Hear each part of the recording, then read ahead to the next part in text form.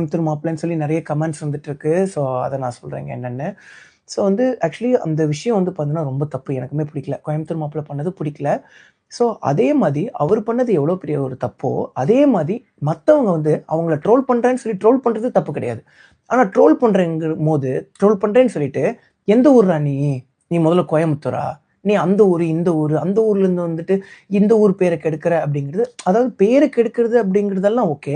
But நீ எந்த ஊர்? நீ ஏன் கோயம்புத்தூரை சொந்தம் கொண்டாடுற அப்படிங்கிறது தப்பு. நம்ம வந்து பார்த்தீங்கன்னா சொந்த ஊர் கோயம்புத்தூர். நம்ம விவசாயம் தோட்டம் பண்ணுறோம். ஒரு 7 ஏக்கர் பக்கம் இருக்குங்க. நம்ம பூர்வீகத்திலேருந்து நம்ம பூர்வீகமாக நம்ம கோயம்புத்தூரில் தான் இருக்கோம்.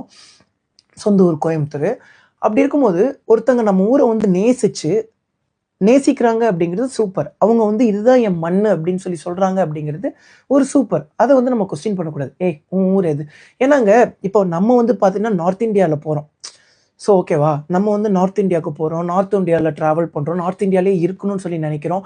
ஸோ அங்கே வந்து அதை தான் நம்ம ஊராக நினைக்கிறோம் அப்படின்னு சொல்லி லைஃப் ஃபுல்லாக நம்ம அங்கே இருந்துட்டு இருக்கும்போது திடீர்னு ஒருத்தங்க வந்து உன் ஊர் எது?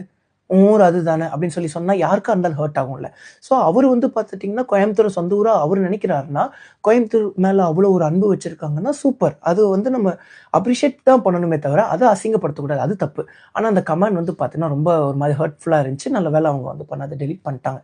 பட் அவங்க எதை நினச்சி அப்படி பண்ணாங்க அப்படின்னு சொல்லி